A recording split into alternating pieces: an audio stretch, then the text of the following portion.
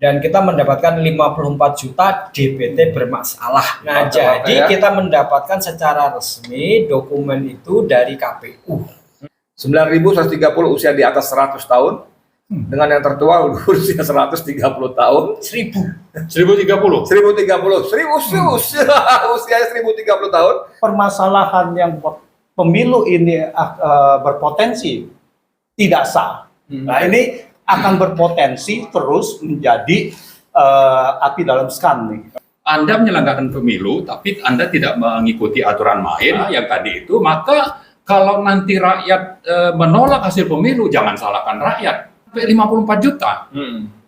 Ini sangat-sangat dicurigai untuk bisa dipakai memenangkan di 02, karena mereka kecurangannya sudah berjilid-jilid. Ya. Karena ini sudah bagian dari konspirasi yang melibatkan dinasti Jokowi.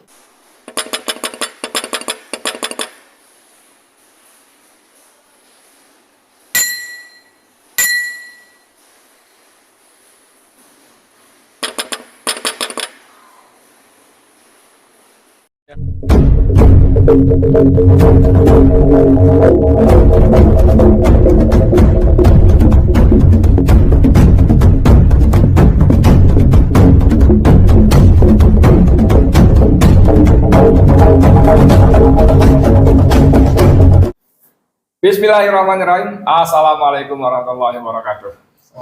Saudara, dengan saya Edi Mulyadi dari Forum News Network FNN. Sore ini saya kumpul dengan sejumlah provokator. Salah ya? Bukan ya? Sejumlah pejuang, provokator kata orang sebelah sana, gerombolan sebelah sana, tapi beliau-beliau orang pejuang-pejuang yang berusaha dengan sungguh-sungguh dengan segala yang mereka punya ya, waktu, tenaga, pikiran, dana dan sebagainya, cuman belum nyawa aja barangkali ya. Untuk Indonesia yang lebih baik, menyelamatkan Indonesia dari cengkraman oligarki dan pejabat bejat bermental lama kurang. Setuju nggak begitu saya bilang? Ya. Setuju ya. Sebelah saya Dr. Marwan Batubara, insinyur dan udah warawiri di banyak gerakan dan sebagainya. Antara lain beliau adalah penanda tangan petisi 100. Antara lain ada di TP3 juga. Banyak dong pokoknya deh ya. Kemudian sebelahnya lagi Ustadz Agus Maksum. Resminya apa Ustadz di 2024 ini, 2024 ini? Saya di Timnas bagian Direktorat Pengamanan dan Pengawalan Suara. Dalam konteks ini gini aja, pelapor 54 juta DPT bermasalah. Sudah lapor ya? Sudah. Oke. Di ujung Dr. Antoni Budiawan, ekonom yang juga banyak menulis soal-soal ekonomi politik dan bagian dari para pejuang yang semestinya rakyat Indonesia berterima kasih pada beliau-beliau ini. Jadi mungkin kita mulai dari Bung Agus Maksum ya, yang sudah melaporkan 54 juta. Ini pertama saya mau tahu laporannya apa, kenapa dan bagaimana gitu. Monggo. Iya, jadi kita datang ke KPU. Kapan? Datang ke KPU kapan? Udah 2 Jumat yang lalu, jadi udah 2 minggu. Ya, Oke. Udah 2 minggu. Kita melaporkan secara resmi kepada KPU tentang adanya 54 juta DPT bermasalah yang perlu diverifikasi dan divalidasi. Ya. Nah, kenapa begitu? Karena begini, DPT yang diterima oleh peserta pemilu itu, baik partai maupun pasangan capres itu, tidak mengandung elemen data penting yang disebut dalam undang-undang sebagai sebuah DPT. Nah, lalu kemudian kita analisa secara mendalam, menyeluruh, dan kita mendapatkan 54 juta DPT bermasalah yang perlu kita minta verifikasi dan validasi. Jadi judulnya sebenarnya kita meminta kepada KPU untuk memverifikasi dan memvalidasi 54 juta DPT bermasalah karena DPT-nya tidak mengandung elemen data penting untuk bisa digunakan untuk validasi. Itu angka itu dapat dari mana? Banyak banget tuh 54 juta itu. Iya, jadi kita itu mendapatkan DPT final yang diputuskan atau ditetapkan oleh KPU pada tanggal 2 Juli 2023. Nah, keputusan atau ketetapan KPU itu kan dibagikan kepada peserta pemilu. Nah, jadi kita mendapatkan secara resmi dokumen itu dari KPU. Ya, gitu. Dan kemudian kita analisa berdasarkan beberapa hal itu kemudian mendapatkan 54 juta DPT yang perlu KPU melakukan validasi dan verifikasi ya, gitu terhadap data itu. Oke, teman-teman nonton di channel yang saya banggakan, ini ada petisi meminta tindakan cepat KPU RI terkait 54 juta DPT bermasalah dan standarisasi ISO sistem keamanan Sirekap. Saya ambil beberapa, misalnya di paragraf kedua, temuan tersebut ya 54 juta tadi, lebih dari 54 juta DPT bermasalah, termasuk 511.188 usia di bawah 17 tahun, 9.130 usia di atas 100 tahun, dengan yang tertua usia 130 tahun, 1030. 1030, usia 1030 tahun, serta banyak ketidaksesuaian data yang tidak sesuai dengan aturan yang jatuh. Jadi ini memang super ngawur ya. Oke, masih ada mau tambahan seputar tadi laporan DPT 54 juta tadi? Ya, jadi seperti Bang Edi sudah sebutkan, itulah detail-detailnya dan saya kira sudah kita edarkan di mana-mana ya summary detailnya itu. Tinggal kita sebenarnya menunggu KPU untuk memberikan respon. Jadi dari 54 juta itu berapa sebenarnya yang valid dan mana yang tidak valid gitu kan? Karena tentu saja 54 juta contoh-contoh yang paling mudah untuk bisa dipahami itu adanya 11 nama ganda atas nama Galan Priatmaja. Kan berarti ini pasti satu orang tapi dimasukkan ke dalam DPT menjadi 11 padahal orangnya satu. Artinya KPU itu mencetak surat suara melebihi DPT 11 orang satu nama. Ya, 11 dalam kasus nama ini itu dia berarti yang asli cuma satu kan, ada 10 yang dicetak itu nggak ada pemilihnya. Nah, case kayak begini itu kita pengen tahu nih dari 54 juta itu akhirnya yang benar bahwa dia itu valid sebagai DPT dan yang tidak itu berapa, itu yang kita tunggu. Oke, saya dengar kabar beberapa hari lalu Profesor Egy Sujana dan kawan-kawan, saya nggak tahu atas nama apa, TPU atau apa, datang ke KPU dan diterima jabat resminya walaupun bukan komisionernya. Mereka mengatakan iya ada bermasalah, tapi DPT-nya bukan 54 juta tapi 1,2 juta. Nah ini kan pintu masuk sebetulnya, gimana Bung Masud?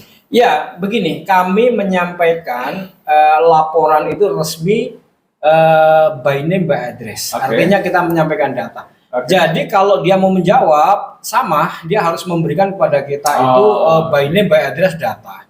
Lalu kemudian dia harus memberikan kepada kita itu setelah diverifikasi, divalidasi, lalu dibersihkan itu totalnya jadi berapa, kan gitu. Jadi kan yang kita minta kan begitu. Jadi oke, 204 juta katakanlah tadi berapa? 1,2 juta, berarti sudah kurang dari 204 juta kan? Kalau itu hanya 1,2 juta, nah kan nggak boleh ngomong begitu. Ini kan kami menyampaikan data, dijawab data. Sekarang kita geser ke Prof. Antoni Budiawan. Prof, ini Anda kan termasuk yang rajin mengkritisi ya, dan sebagai seorang ekonom kan tulisan-tulisannya sering buat orang awam agak berkerut keningnya karena ada data-data yang memang harus diungkap gitu loh. Tak terbantahkan. Tak terbantahkan maksud saya begitu ya. Nah, tadi saya meminjam istilah 1,2 juta pengakuan dari KPU. Itu kan langsung nggak langsung mengakui ada apa itu DPT yang bermasalah. Ada bermasalah. Ya. Cuman angkanya yang kemudian dipersoalkan lagi oleh Agus Maksud tadi. Prof, perhatikan gimana, Prof? Sebelum ke sana, mungkin saya ada menanya sedikit detail dulu kepada Bang Agus. Diambil alih, nggak apa-apa. Ini dari 54 juta itu, apakah ada rincian untuk per provinsi? Ada. Wah. Kalau yang paling banyak mana? Bisa di ini nggak? Wah, saya pokoknya ada ya. Ada. Cuman itu penting juga buat itunya kita bisa melihat. Ini dia mau masukin ke yang mana gitu kan kalau banyak. Jadi apakah maksudnya ke Jawa Tengah, Jawa Timur, Jawa Barat gitu kan. Nah, mau ngambil yang mana ini gitu. Karena pasti kalau kita lihat begitu besar, pasti kebanyakan juga itu ada di Jawa. Karena Jawa itu ada sekitar 55% ya DPT untuk di Jawa. Oke, berarti ada ya untuk itu. Itu nanti menarik untuk kita perdalami. Gitu. Di Jawa Tengah sedang dilaporkan juga oleh THN Jawa Tengah ke KPU. Tim Hukum Nasional. Ya, Tim Hukum Nasional yang di Jawa Tengah namanya Mbak Listiani tadi sudah kontak ke saya dan seperti Pak Antoni sampaikan itu sudah dilaporkan ke KPU. Oke. Lanjut. Oke, jadi begini, Bang Edi. Ini permasalahan pilpres saat ini pemilu ya, dan pilpres saat ini memang sangat rawan terancam ini tidak sah. Pertama adalah DPT 54 juta. Terancam tidak sah. Terancam tidak sah. Oke. Karena ini permasalahan DPT yang sebetulnya ini berulang dari sebelumnya. Ya. Kalau kita lihat DPT tahun 2019 itu ada sekitar untuk pilpres itu sekitar 190 juta. Oke. Lalu sekarang ada 204 juta. 14 juta tambahan. Penambahannya 14 juta. Tetapi dari masalah penambahan ini itu ada yang masalah. Berarti ada yang kalau 54 juta tadi yang ganda-ganda sampai 11 kali gitu. Ya berarti ini paling sedikit kalau saya lihat 50%. Ini adalah yang tidak sah. Berarti 27 juta. Berarti DPT yang sekarang ini, yang sah mungkin ya, yang tidak ganta, yang bersih lah. Clean and clear. Itu kemungkinan lebih rendah dari DPT 2019. Betul. Nah, masalahnya adalah DPT 2019 itu sebetulnya tidak sah. Kan gitu kan? Ya. Itu pertama gitu. Tapi kita kembali ke sekarang. Saat ini adalah 204 juta. Dan 204 juta ini kita permasalahkan, masyarakat mempermasalahkan, dan sudah diakui ada permasalahan DPT tetapi tidak sebesar itu. Masalahnya adalah bukan masalah besar. Kalau tidak dikatakan kalau hanya 1,2 juta, apakah benar 1,2 juta? Iya. Apa enggak 12 juta? Apa enggak 20 juta gitu kan? Iya. Dan ini tadi saya setuju bahwa harus dibuktikan dengan data. Dan data ini harus Nggak cukup dibuka. omong-omong aja ya. Tidak cukup dengan omong-omong. Ini harus Oke, dibuka lanjut. ya. Nah, jadi kalau kita lihat data ini permasalahan di KPU, dia tidak mau membuka dengan alasan bahwa ini adalah confidential dan sebagainya. Ini tidak ada Dari mana? confidential. Dasarnya apa confidential? Ya, dia bisa melis itu bahwa ada data pemilih dan sebagainya.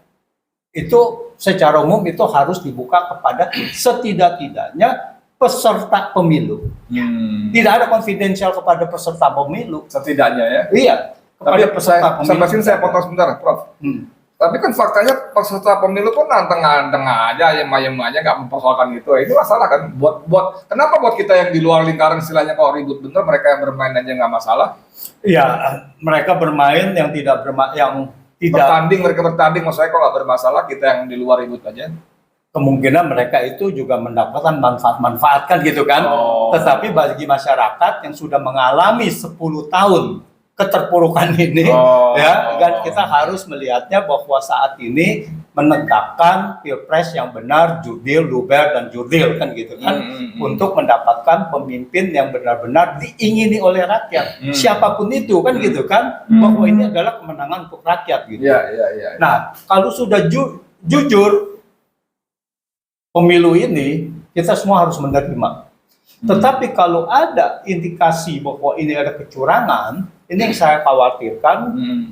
Pertama adalah kecurangan ini sudah terindikasi dengan mobilisasi ASN dan sebagainya gitu kan. Dan yang kedua adalah ini peran yang terakhir mungkin bermain dengan data. Nah, ini yang sulit diterima. Nah, kalau kita lihat lagi permasalahan yang pemilu ini berpotensi tidak sah. Yaitu kalau kita lihat nih, baru hari ini kita baca di berita ada pengumuman bahwa KPU melanggar kode etik dalam pencalonan Gibran. Iya, karena belum mengubah. Ini baru lagi. PKPU-nya ya. Baru. DKPP. Nah, Berarti udah lebih tiga kali dong. 3 kali. Ya, si itunya ketuanya ya seharusnya sudah harus diberhentikan kan gitu kan. Jadi peringatan keras terakhir. Nah, ini gimana peringatan keras terakhir? Emang ada berapa kali? Yang pertama kali itu udah peringatan keras loh dia. Iya. Dengan Nasnaini dan kawan-kawan itu. Nah, tapi sekarang ditambahkan terakhir gitu. Ini gimana? Padahal waktu pun sudah terakhir itu. Ya, tapi masalahnya adalah bukan masalah peringatan keras ini. Masalahnya adalah yang digugat bukan masalah etika biasa. Kalau dia masalah dengan etika dengan Hasnaini itu, ya itu adalah pelanggaran etika yang tidak mempengaruhi pemilu. Tidak mempengaruhi pemilu dalam arti bahwa itu permasalahan moral dia gitu kan ya, yang seharusnya tidak dilakukan gitu. Tetapi kalau yang sekarang yang digugat adalah pencalonan Ya, Gibran yang melanggar peraturan PKPU. Jadi PKPU itu waktu pencalonan Gibran itu masih mensyaratkan usia 40 tahun titik, ya. Dan ternyata PKPU belum diubah, tapi KPU menerima pendaftaran secara sah dari Gibran. Kemudian diumumkan memenuhi syarat. Nah, ini yang soalkan kan? Ya, dan dinyatakan bahwa itu melanggar. Iya. Dan pelanggaran etik, tetapi harusnya gugatannya adalah pelanggaran hukum terhadap peraturan itu. Nah, ini akan berpotensi terus menjadi api dalam skan nih. Oke, saya sebelumnya tentu saja ada pelanggaran di MK yang masih balik lagi ke 54 juta tadi. Ini dampaknya seserius apa? Karena pada 2019 misalnya, kalau nggak salah ada 17 atau 19 juta DPT bermasalah ya, yang tidak diklirkan sampai hari pencoblosan. Dan itu orang sebagian mengatakan menjadi salah satu sebab kekalahan Prabowo Subianto. Salah satu sebab. Bang Maron lihatnya bagaimana? Kalau ini tidak kunjung tuntas, apa? Bagaimana nih? Artinya begini, kalau makasih Bang Edi. Iya. Assalamualaikum warahmatullahi wabarakatuh. Waalaikumsalam. Menyapa dulu nih para pemirsa ya. Ya prinsipnya begini, kita bicara pemilu, kita punya aturan main. Antara lain itu ada disebutkan secara detail di Undang-Undang Pemilu Nomor 7 2017. Nanti diturunkan ke operasional apakah itu oleh PKPU gitu ya. KPU dan sebagainya. Aturan main ini mestinya ditaati. Ya. Kalau tidak ditaati sejak awal, sejak dari DPT saja sudah tidak taat azas, ini bisa dipersoalkan. Artinya saya kalau mau langsung lompat ke ujung ya, Anda menyelenggarakan pemilu, tapi Anda tidak mengikuti aturan main, yang maka Anda buat diri. Ya, yang tadi itu, maka kalau nanti rakyat menolak hasil pemilu, jangan salahkan rakyat. Kan begitu kan? Ini yang harusnya kita ingatkan dari awal, bahwa Anda penyelenggara pemilu dan karena mungkin syarat intervensi dari penguasa, rezim yang ingin melanjutkan dinasti politik, maka Anda tidak bertindak objektif, melanggar aturan, tetap menyelenggarakan pemilu dalam kondisi demikian, maka saya kira rakyat punya hak untuk menolak hasil pemilu. Itu yang paling basic, ya. Tapi agak mundur sedikit. Tadi kalau diakui bahwa ada 1,2 juta yang bermasalah. Nah ini tunjukkan ini mana ini. Artinya kan berarti dari 204 sudah berkurang nih, ya kan? Tapi kalau nanti sampai 54 juta, ini sangat-sangat dicurigai untuk bisa dipakai memenangkan satu paslon tertentu. Angka ini bisa dipakai. Paslon tertentu itu siapa? Jelas-jelas. Saya yakin di 02 karena mereka yang punya kemampuan untuk intervensi dan mengendalikan penyelenggara pemilu ini, terutama KPU. Jadi kekhawatiran saya adalah dengan DPT bermasalah ini ada motif di baliknya untuk memenangkan pemilu melalui perhitungan suara, melalui kecurangan lewat perhitungan suara. Sementara kalau kita lihat kecurangannya sudah berjilid-jilid, berjilid-jilid termasuk misalnya APBN untuk kepentingan bansos, tapi ini dimanipulasi ya, dimanipulasi atau pemaksaan kepala-kepala daerah. Kalau kita misalnya lihat ya, ada pimpinan partai tersandra untuk mengikuti keinginan paslon 02 atau keinginan dinasti politik Jokowi. Ternyata kepala daerah saja itu juga disandra. Dan semua pada acara jadi sampai ke bawah itu disandra. Betul. Setelah diperiksa KPK. Ya, kalau Anda tidak ikut perintah kami untuk memenangkan 02, maka tunggu saja nanti akan dipanggil KPK atau ditangkaplah katakannya. Jadi kalau kita urut ini memang kecurangan ini berjilid-jilid dan di berbagai tahap pemilu itu sendiri. Dan kalau mundur bicara tentang bahwa yang milih siapa, itu artinya kan sejak awal kalau diniatkan untuk menggolkan 02, ini sesuatu yang akan sulit untuk kita minta dibongkar atau dibuka oleh KPU. Akan sangat sulit ya, karena ini sudah bagian dari konspirasi yang melibatkan dinasti Jokowi. Itu keyakinan saya. Nah, karena itu saya kira masih ada waktu bagi KPU untuk membuka. Kalau memang itu bermasalah, yang benar berapa? Ya, kalau itu tetap dijalankan, maka saya kira tadi sudah saya ingatkan di awal, rakyat saya kira wajar untuk menolak hasil pemilu. Tolak hasil pemilu, kemudian makzulkan Jokowi, itu akan terus berlanjut.